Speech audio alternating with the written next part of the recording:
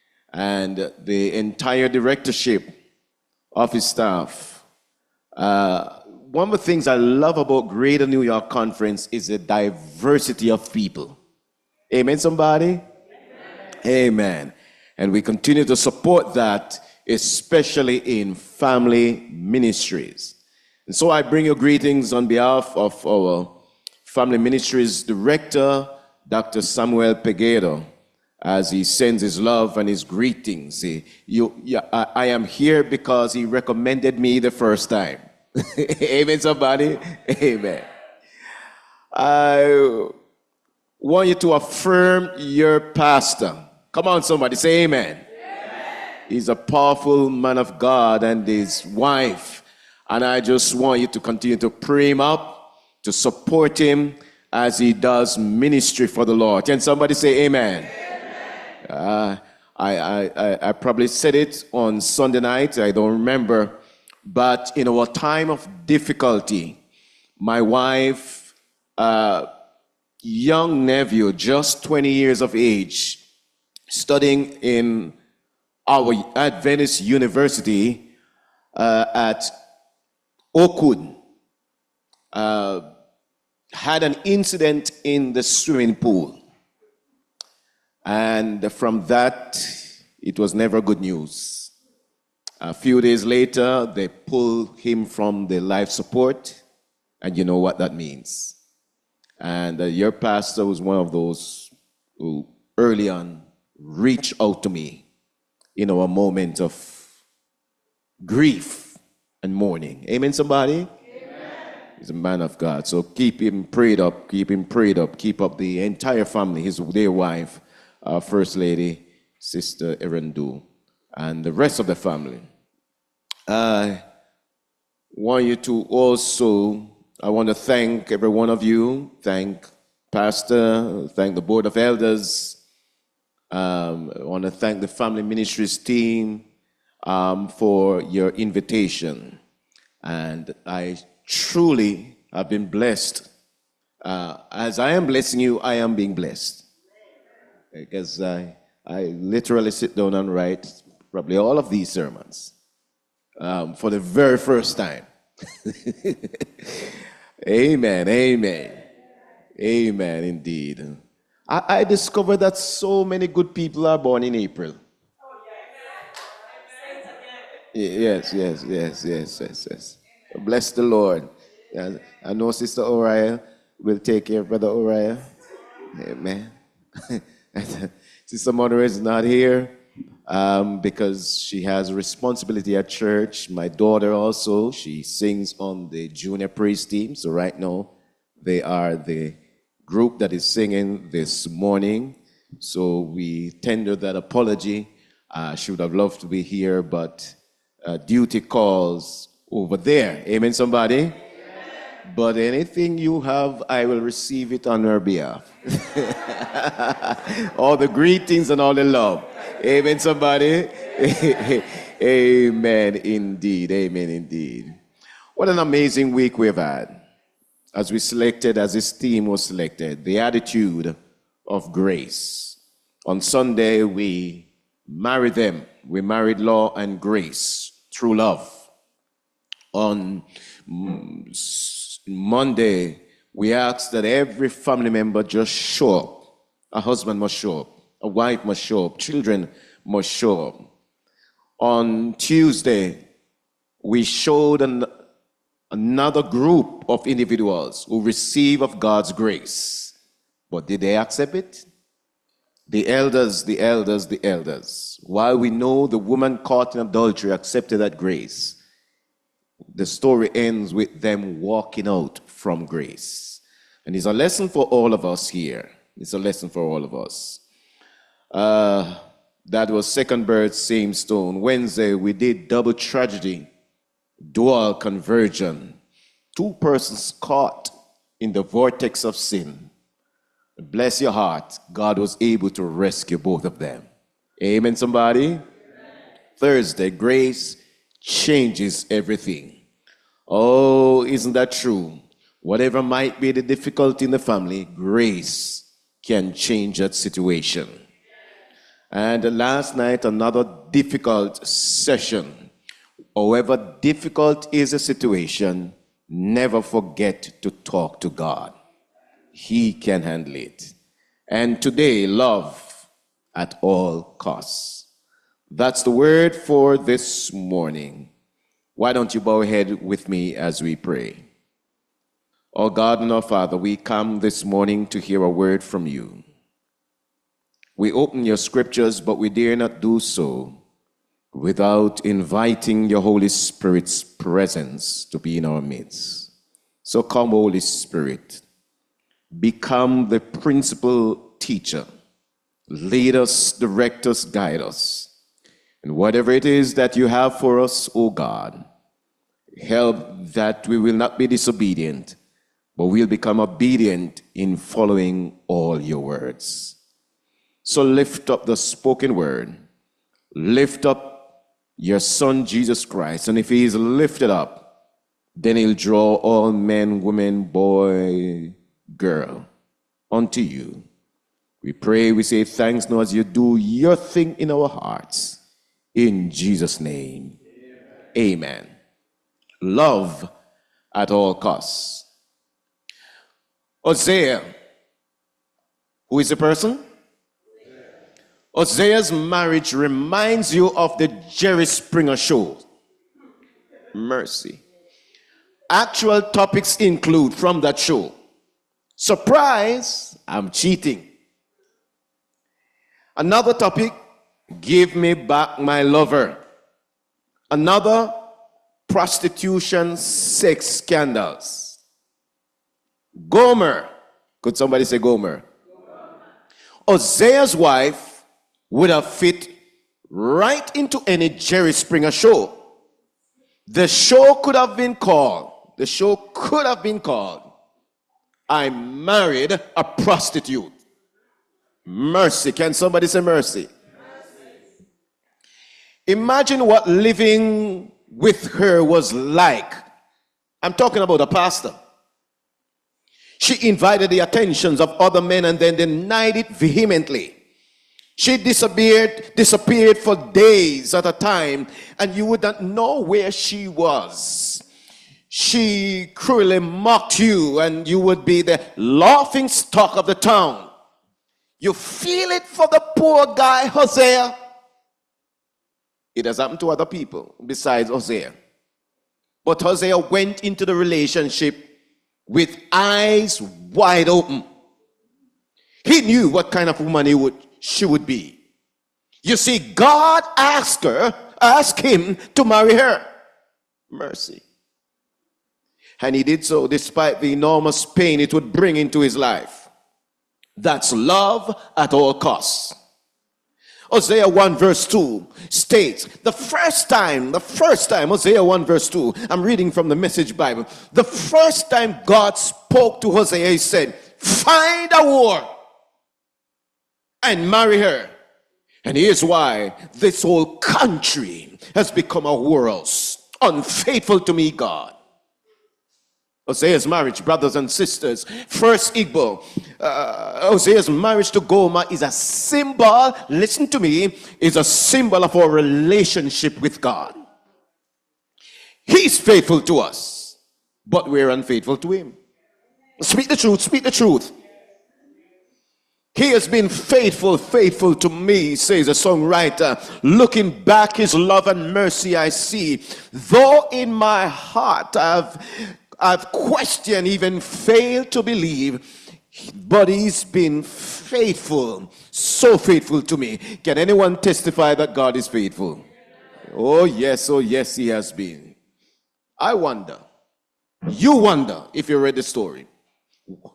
I wonder. You wonder, we wonder if any of the three children belong to Hosea. They have a term, I'm a Jamaican, they have a term that we call it. We call it jacket. The first is called, verse 4 and verse 5, Hosea chapter 1. I won't give you the fancy name, I'm going to give you the translation of the name. The first child is called Payday. Mercy. The second is called no mercy. The third child is called nobody. You can read at verse 6 and 7, verse 8 and 9. First is called payday. Second is called no mercy. The third is called nobody. And if you think I am making up the story, read Isaiah chapter 2, verse 4 and 5. I will not show my love to her children, says God, because they are the children of adultery. Their mother has been unfaithful and has conceived them in disgrace. Are you listening to me, somebody? This is a hint of Isaiah's marriage. Mercy. What a woman. Imagine what living with that woman is like. And imagine, let me translate, let me move to you now. Imagine what living with you is like. Can I tell you who you are? You're a rich. Mercy, amazing grace that saved. A rich. A what? Yes. When God tries to hang with you, love is always on life support. When God tries to live with you, there's an absence of love. But when you love the God way, can somebody say, love the God way? You have a burning, all-consuming desire for the salvation of every soul. You truly rejoice with other saints, because some people are very envious. You rejoice with other saints. You don't envy other people.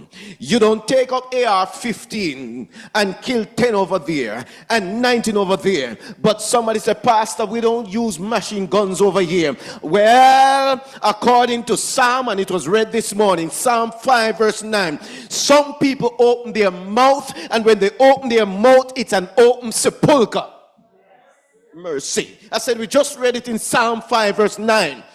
This morning, open mouth, open sepulcher, because some people kill with their mouth. When you love the God way, you are kind in words and kind in deeds.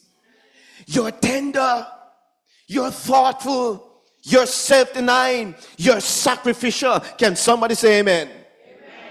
When you don't love the God way, you look for defects in others. You dwell upon the mistakes of others. You're critical. You're judgmental. You're skeptical. You're cynical. When you don't love the God way, you're stricter regarding outward ceremonies, more particular about the theory than the practice of the faith. I knew a man, I read about a man who was in prison for a long time, and he knew all of the Bible. He memorized all of the Old Testament, all of the New Testament, but he was still a wicked man. You can know the Bible, but you still don't, and still not be converted. Am I speaking to somebody? When you don't love the God way, doing things for Christ trumps being in love with Christ. You know, love at all costs can be painful. Gomer wronged Hosea. I want you to catch the story this morning. Whatever your situation, I want you to catch a story. Chapter 3, verse 1, then said the Lord unto me, go love the adulteress. Go love the adulteress. And Hosea goes for Gomer. The pain is real and raw. I said the pain is real and raw, Brother David. Then I told her, from now on, you're living with me. No more whoring. No more sleeping around. You're living with me and I'm living with you. If you don't know, brothers and sisters, love at all costs can be tough on God. Hello. It can be tough on God.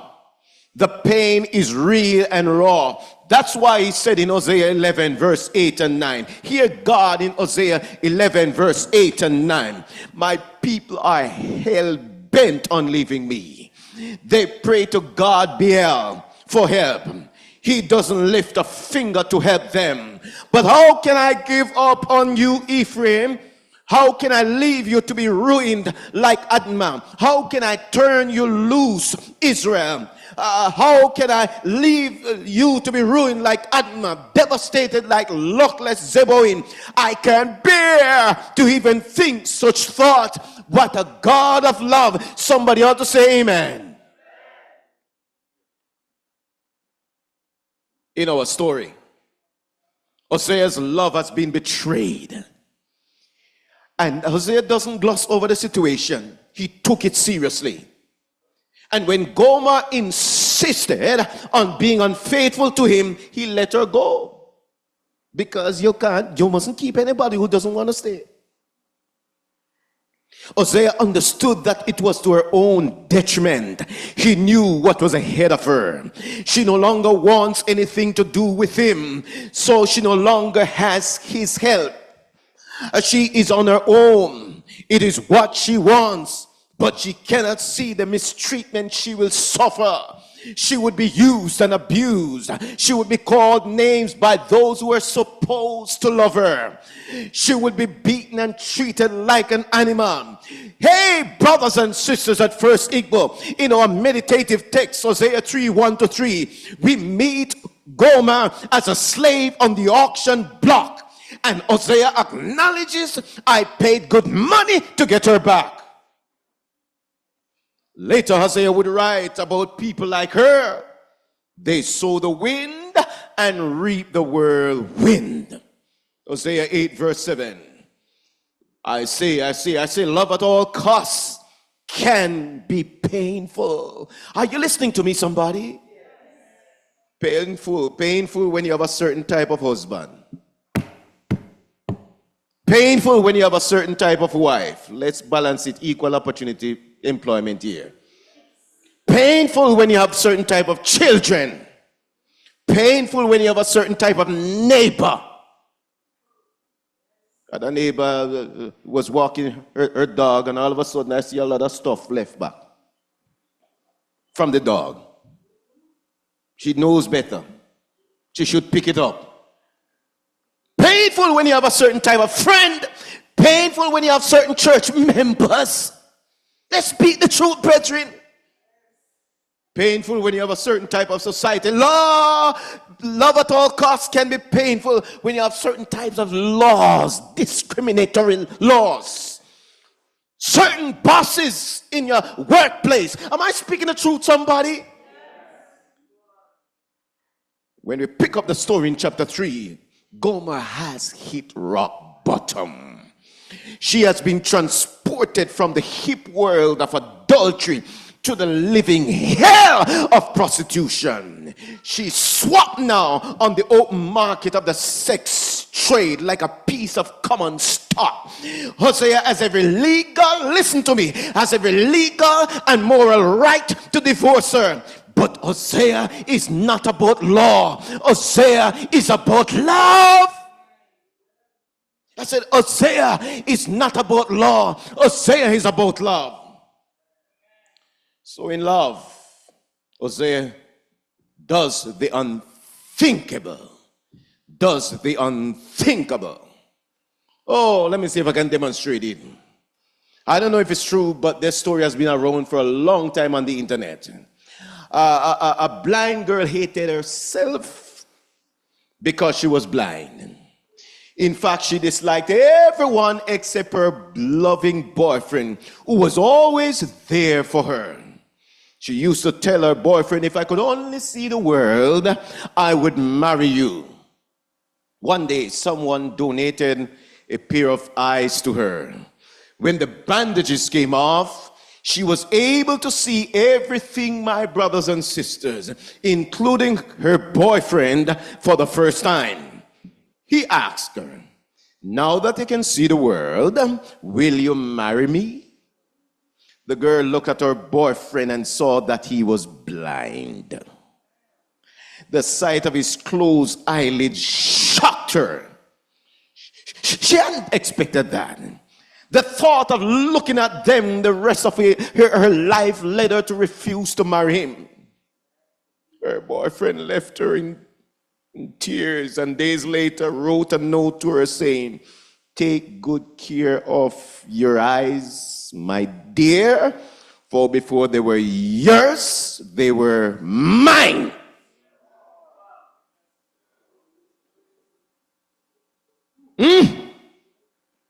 Somebody say mercy. The unthinkable. Hosea did the unthinkable. He should divorce her. The law said he should divorce her, but he's not about the law. He's about love. He's about grace. Can somebody say amen out there? In case you forget, grace is God's unmerited favor to man. Question: if you were given $76 billion to become an ant, A-N-T, ant, would you jump at the opportunity? I certainly wouldn't. I certainly wouldn't. Christ becoming man, God becoming man, was an infinitely greater sacrifice than if I were to become an ant. Christ did the unthinkable. Somebody say unthinkable. Hosea follows God's instructions. He goes to the slave market. He purchases this woman with whom he exchanged wedding vows years ago. He takes her home. He renews his wedding vows. Verse 3, "Live with me many days," he said to Gomer. "Don't be a prostitute. Don't be intimate with any other man. And I will behave the same way toward you." I said he followed God's instructions, Gomer. Hosea, go show your love to your wife again. Though she's loved by another and is an adulteress, love her as the Lord loves the Israelites, though they turn to other gods. Are you listening to me, somebody? This tells me that love at all costs is a promise, not a passion. Oh, somebody needs to get it. I said love at all costs is a promise, not a passion. It's not something we feel, it's something we do. It's a commitment that endures inconsistency of human emotions. It withstands insensitivity, negativity, neglect, and betrayal. It weathers changes in personality, behavior, and physical attraction. Oh yes, physical attraction may go, our beauty may go, our shapely and curvy may go, but I'll stay with you. Love at all costs lasts a lifetime. Somebody ought to say amen. God is in it to win it. Oh, I love it. It's tweetable. God is in it to win it. God is in it for the long haul. No. Maybe months, maybe years pass between Hosea chapter 2 and 3, which is Hosea chapters 2 and 3. It's safe to conclude, my brothers and sisters, that Gomer no longer enjoyed her present condition. After all, she's a common prostitute, sold to anyone willing to pay the price of a slave. But that's what sin does to you. Sin takes you further than you plan to go. Sin makes you stay longer than you plan to stay. Speak the truth. Desires fail. Satisfactions evaporate. Expectations die. There's a peace we often forfeit when we get into sin. There's a needless pain we bear. Without Christ, you come up empty. Saw a bumper sticker the other day that says, "Life without Christ." How is that working out for you? Gomer is no longer free to make her choices. She's a slave, the property of the one who owned her. She's pimped out. And she cannot imagine Hosea taking her back. But Hosea, after the man of God, shows Gomer that a relationship is still possible. It's not on the terms of her character, but on the terms of his commitment. Love her as the Lord loves the Israelites. To understand this kind of love, brothers and sisters, we must look to its source, God. I said God is a source of love. Can somebody praise the Lord? He didn't wait until we clean up to offer us salvation. The Bible says while we were yet sinners, God demonstrated his love to us, for us through Calvary. Can somebody say amen out there? He didn't wait until we came crawling back to him before he reached out to us. He came to seek and to save that which was lost. Somebody ought to say amen. It had nothing to do with feelings, but with a promise made to a broken, fallen couple in the Garden of Eden. A promise of redemption, a promise of deliverance, a promise of the gospel. I will put enmity between you and the woman, between her seed and your seed. Hallelujah. Yes, love at all costs is costly. Yes, love at all costs is a promise. Love at all costs is unconditional commitment. Now, God records the exact cost Hosea paid to buy back his own wife. Verse 2, Hosea chapter 3. So I bought her to me for 15 pieces of silver, and for an omer of barley, and a half omer of barley. Well, let me cut to the chase. Stop going around, because nobody remember half barley and half omer. Hosea paid a total of 30 shekels in cash and kind. Did you get that? 30 shekels. No, watch what is happening. Watch what is happening.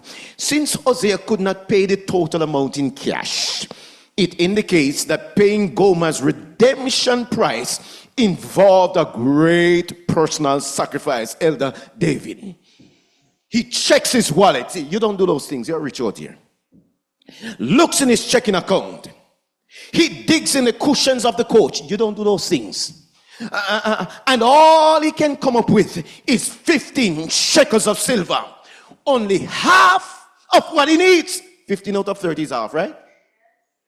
I'm still 15 out of 30 is half, right? All right. Only half of what he needs. He goes through his things because he needs 15 other shekels of silver. He goes through his things. He looks for something of value to make up the difference. Finally, he reaches a conclusion that it's the barley or nothing at all. It's the barley or nothing at all. Brothers and sisters, this is total sacrifice. This is total commitment. This is total love. And if this isn't love, the ocean is dry. If this isn't love, there's no blue in the sky. If this isn't love, the sparrows can't fly. He goes for it all. He goes broke to win her back. I said he goes broke to win her back. And if this isn't love, then I don't know what is love.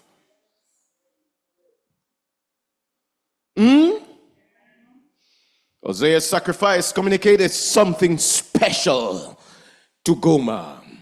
It told Gomer that she was worth more than anything he possessed.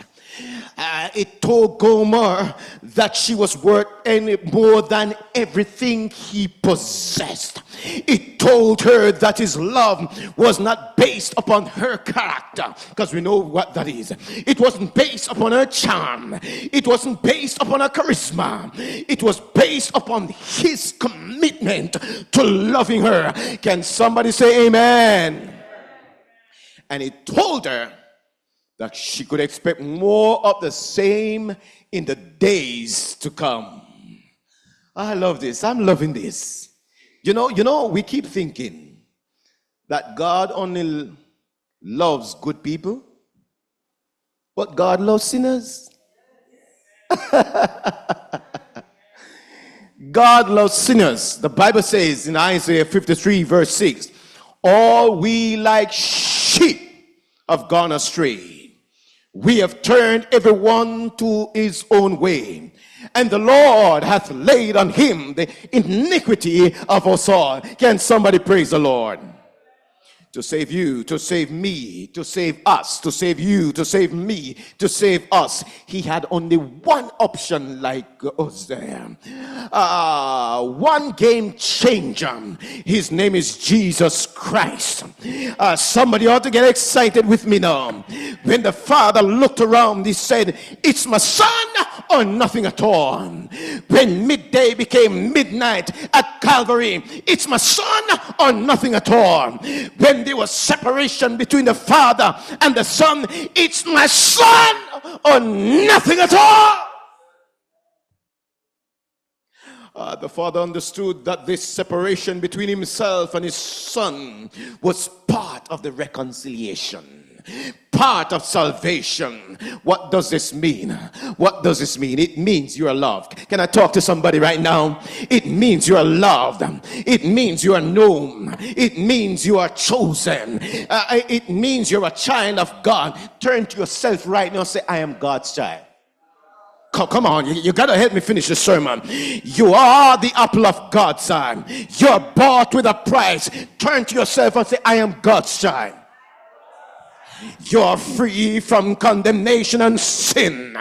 You're forgiven. You're healed. You're washed. You are lift your hands and praise the Lord right now.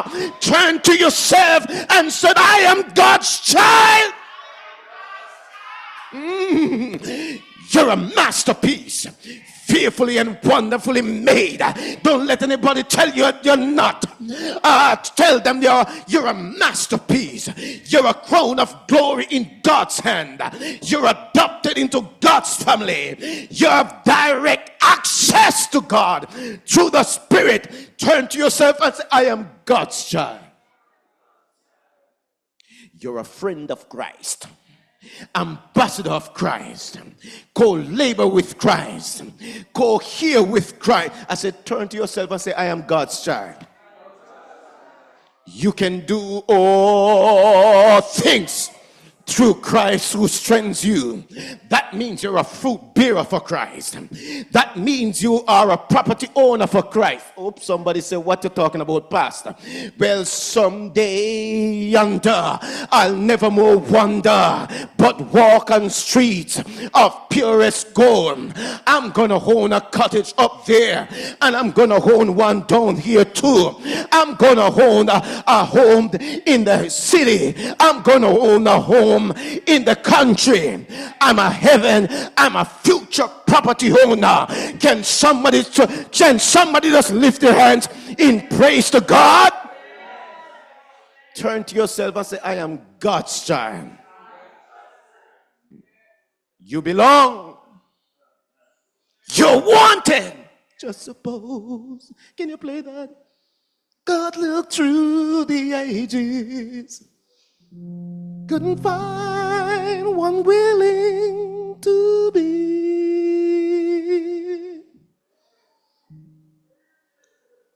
a certain sacrifice.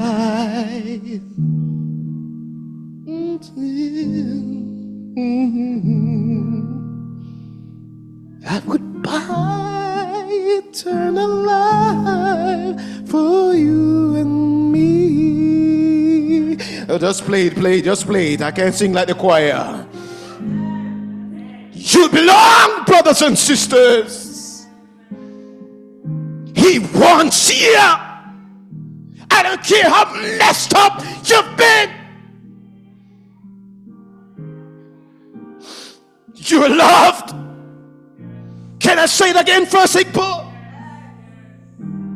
Sometimes your husband don't love you, but God loves you. Sometimes your children forsake you, but God loves you. Sometimes your family back home ignores you. But God loves you. Sometimes I think you are a lotto ticket over here. And that's all they want. They only call when they want money. That's speak the truth, President. Speak the truth. God loves you. You are special. I said you are special. You are special. He didn't leave all of Glory Land to come to Calvary Land if you are not special. You are rich.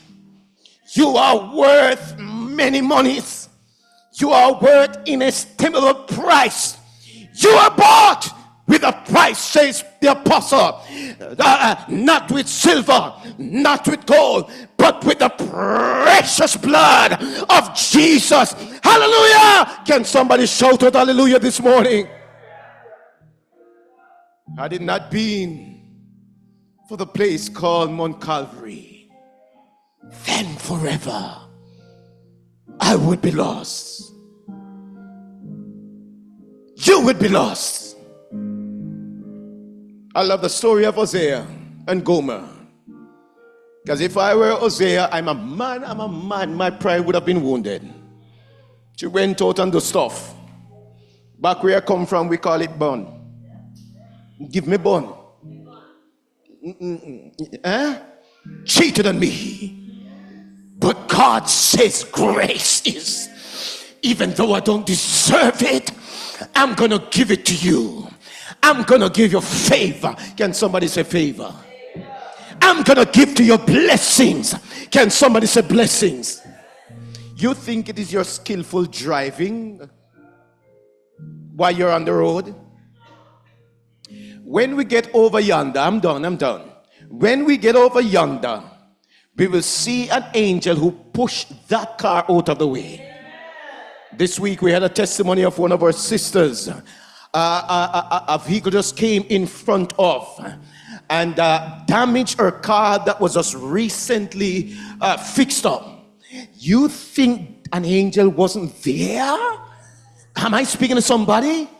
If you should open the pen of inspiration, there's a text over in Revelation chapter 3 verse 10 says, and he will keep you from the hour of temptation. Ellen White's spin on it is this: there are times when the devil is not even interested in tempting you. The devil has no interest in tempting you. That very moment, that very second, that very nanosecond, he's interested in killing you. But had it not been for God's grace and mercy, you would have gone. You would have been under the earth instead of on top of the earth. So every morning when you get up, every time that you come to church, you ought to praise God with everything that is within you. You ought to praise God with all the exuberance that is in you. For had it not been for God's grace and mercy, you would not have made it. Can somebody say hallelujah?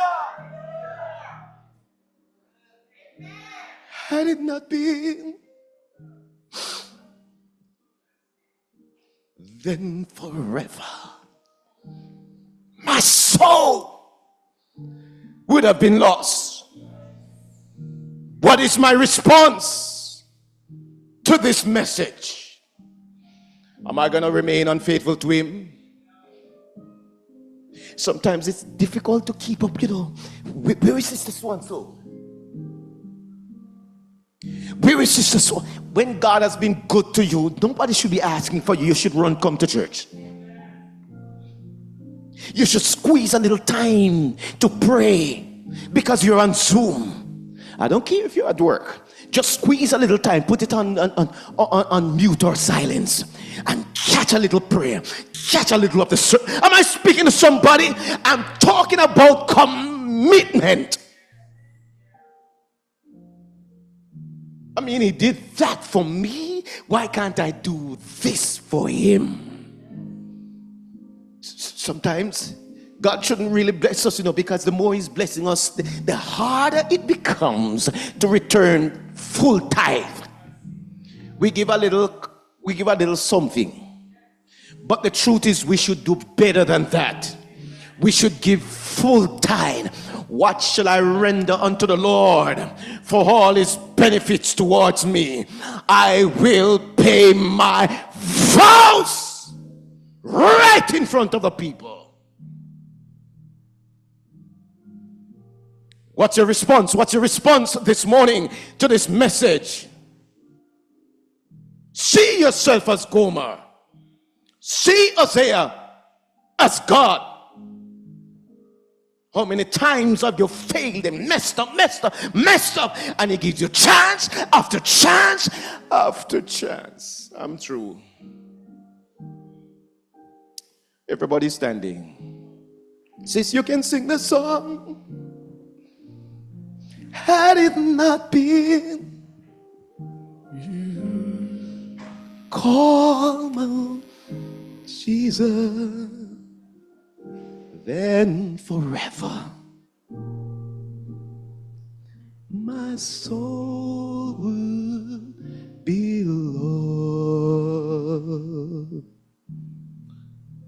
Had it not been for a place called Mount Calvary, had it not been for the old rugged cross, come on, everybody's helping now.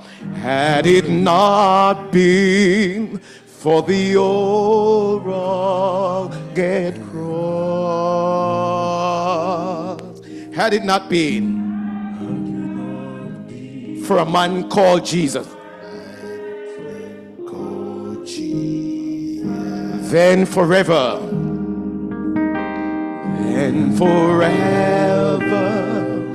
my soul would.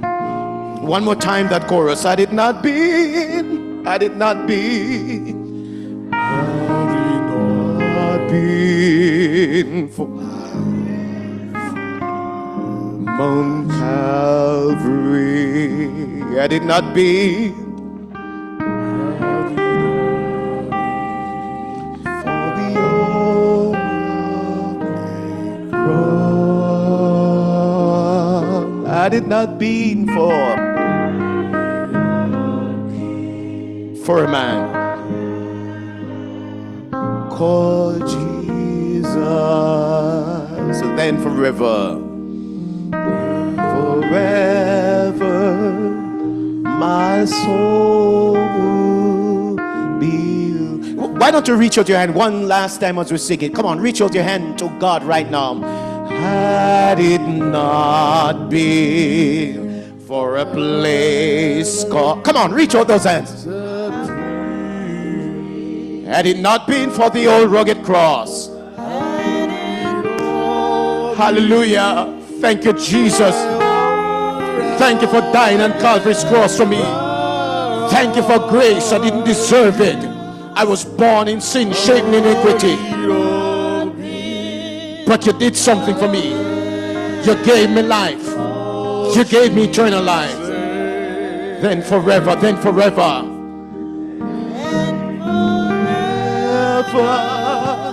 my soul will be Lord.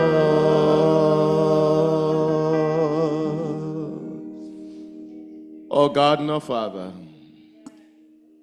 today in this story, a story of unfaithfulness, you reveal your faithfulness to us. So many times, Lord, in spite of blessings coming our way, we're still complaining. So many times, Lord, in spite of blessings coming our way, we pull away from you. We blame the church, we blame the pastor, we blame everybody. Lord, when we look back at our lives, the many blessings that have come to us, we can't even count them. So many times, Lord, we cheat you in tithes and offering. We cheat you when it comes to our family relationships. We go there and we hook up with somebody else that we shouldn't be. And you're still faithful to us. We come to a point, Lord, where we need conversion. We ask for your divine blessings, your divine quickening upon our hearts. Smote us, Lord. Smite us, God. Smite us with arrows of conviction. Trouble our conscience, God. Trouble it until we cry out, I yield, I yield. I can hold back no longer. I'm giving myself totally, fully, completely to you. God, rain down your Holy Spirit in this place. May Igbo not be the same again. First, Igbo not be the same again. Every single member, you do a work inside of him, inside of her. Climb down, God, inside the heart and bring transformation. Climb down inside the heart and bring quickening. Climb down inside of the heart and bring liberation. Oh God, we need a work of cleansing. We need a work of renewing. We need a work of purifying. Do your stuff. And when you would have done your stuff in this space and in our hearts, we would give you all the praise that is due your high and holy name. Remember, in a special way, as always, I pray for your ministering servant, Pastor Okenzie Erandu. I call him by name. Remember his dear wife, First Lady Erandu. Remember their family, whether here or there. God, you know them. Strengthen his ankle bones, God, that he can walk and work for you. Strengthen his resolve. May his family be a support for him. Because God, sometimes if they can't catch the pastor, they'll go after the family to discourage the man of God. But strengthen them, I pray. Lord, we have experienced many illness and sickness in this place. But today, God, on the authority of your words, on the authority of Jesus, in the name and reputation of Jesus, we ask that you will remove illness, remove sickness, remove cancer, remove all sorts of issues. Bring recovery. Bring it speedily to God. And Lord, if we're praying amiss, you know how to correct us. But you love your children. You would want your best for your children. If we are to understand another lesson, teach us that lesson. For you work with all things to turn it for good. The enemy may mean it for evil, but you mean it for good. So we are working on you, Lord. We are waiting patiently upon you, God, to remove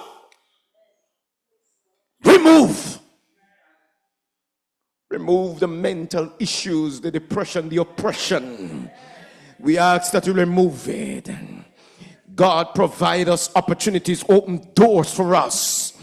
Doors of success. Doors where we're changing a career. Doors where we're getting another degree. Doors where we are getting some more money so that we can help your cause. Open up windows and doors, for you're God of unlimited possibilities. You're a God, when we think about it, if we ask, you can do more than we are able to. Our minds stretch to the farthest extent. Our imagination stretched to its farthest extent. Can't even begin to understand your goodness and your grace. Your grace is sufficient for us. We thank you, God. We thank you, God, for what you have done in our hearts. We thank you, God, for what you will do in our hearts. Lord, help us to pledge to be committed, so that if Lawndale Leopold Monroe doesn't come this way again, he will be faithful. So that if we don't cross path like this in a meaningful way again, every member first would be faithful. But bless your heart, oh God, we hope to meet. We want to meet in the kingdom of kingdoms. Oh, bless us now, Lord. Breathe your Holy Spirit upon us. Breathe new life into us. Breathe redemption into us. Breathe resuscitation inside of us. Breathe rejuvenation inside of us. Breathe salvation inside of us. And we'd be careful to give you all the praise, all the honor, all the praise. We pray this in the majestic, marvelous, miraculous, merciful name of Jesus. And let all of God's people say, amen and amen. Would you lift your hand and say, praise the Lord? Would you lift your hands and say, hallelujah? Would you lift your hands and say, thank you, Jesus? You are good to me. Amen and amen.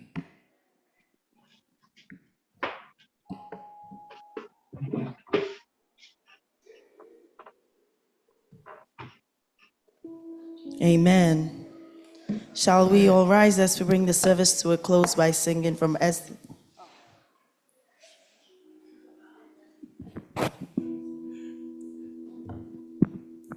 Amen. If you've been blessed, say amen. To God be the glory.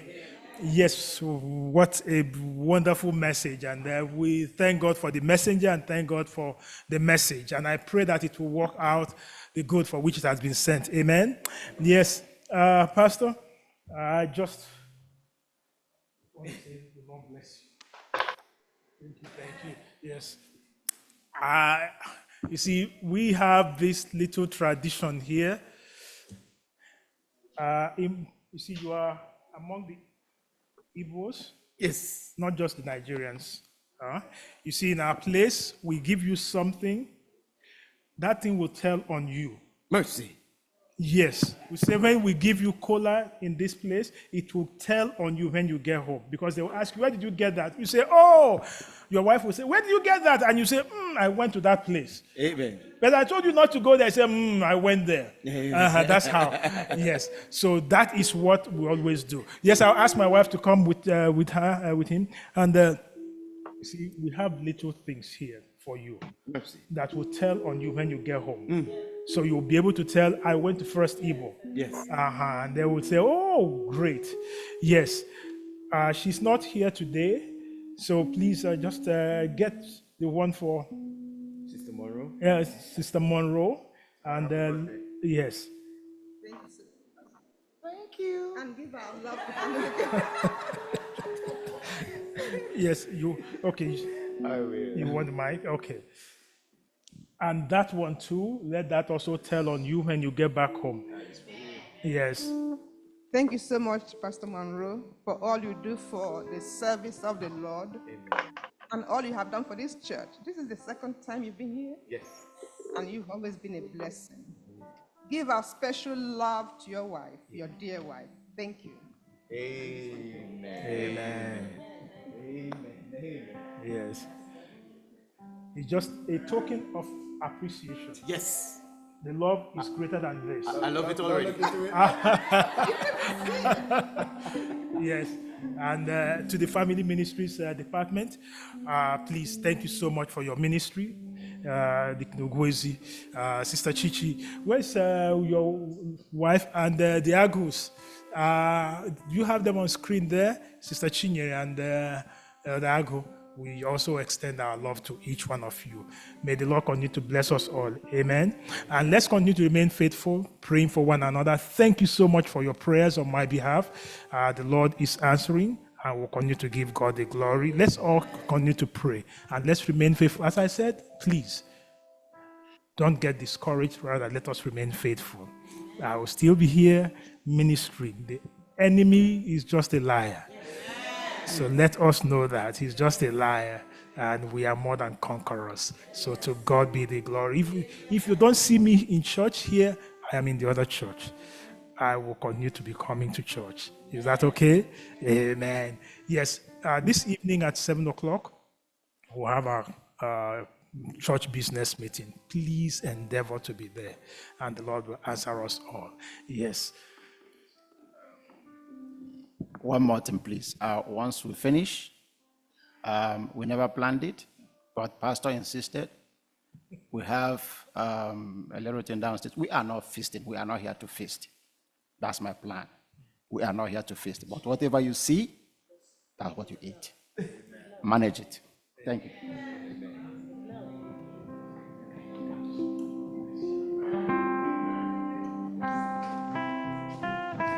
Shall we all rise? We'll bring the service to a close by singing from SDH 515. SDH 515. The Lord is my light, my joy and my son. Shall I fear? Thereby isn't his near. He is my salvation from sorrow and sin. This blessed persuasion the Spirit brings in. The Lord is my light, my joy and my song. By day and by night, He leads me along. The Lord is my light, my joy and my friend. He leads me along. The Lord is my light.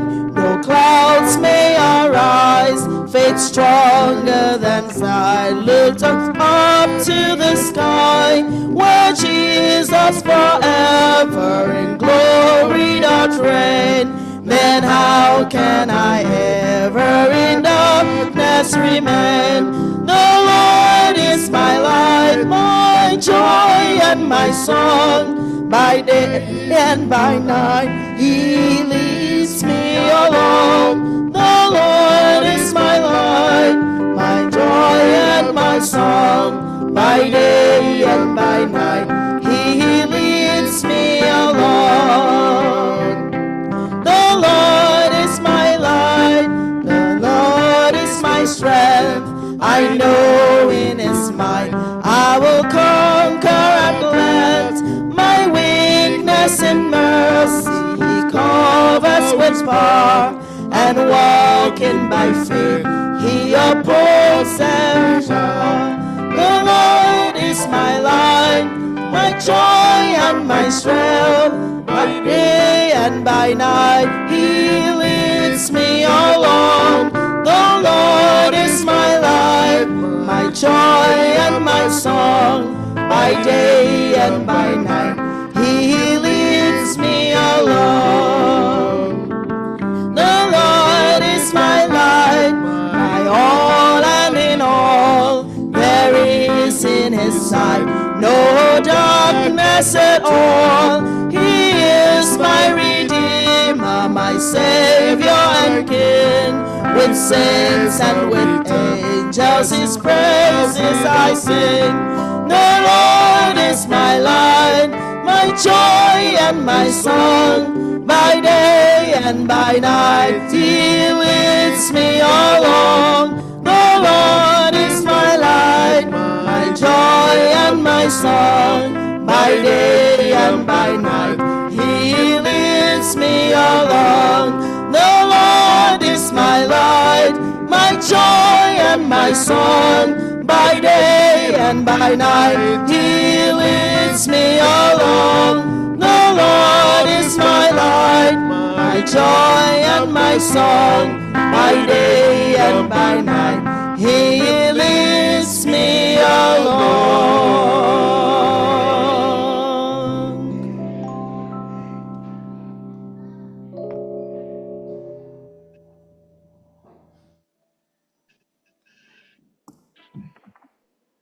Shall we pray? Our Lord and our God, we thank You for this special day. We thank You for what You have done. We thank You for what You are doing, and we thank You for what You are going to do. Father, thank You. Thank You for the message. Thank You for the messenger.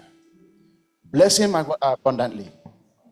And dear Lord, may these messages not depart from Your children. Father, Lord, as we depart here, mighty everlasting God, dear Lord, guide us home and bring us here at the appointed time. If You tarry, in Jesus' name we pray. Yeah. Amen.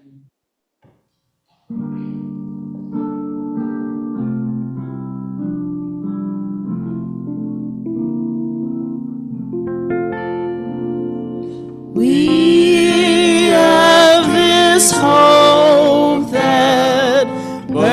burns within our hearts. Hope in the coming of the Lord.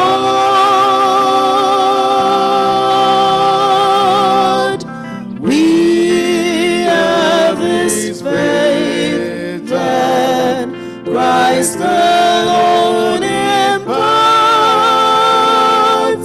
faith in the promise of His word.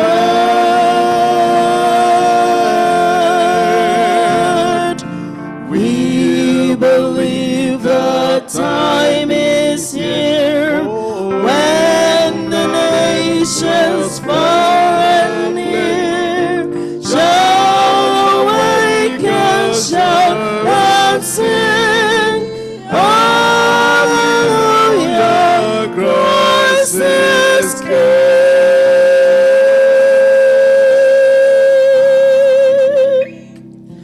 We have this hope that burns within our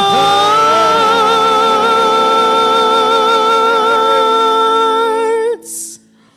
Hope in the coming of the Lord.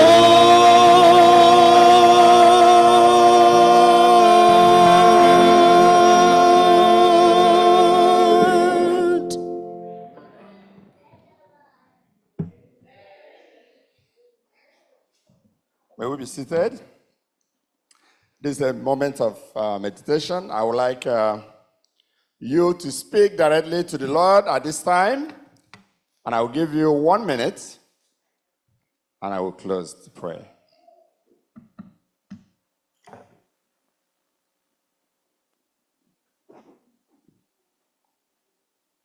Round up.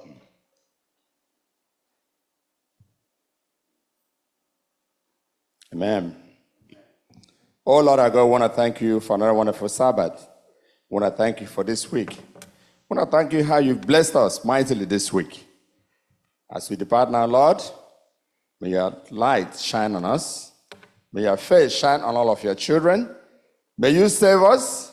May you deliver us. May you do that which we cannot do for ourselves. May your name be continually blessed. In Jesus' name, amen.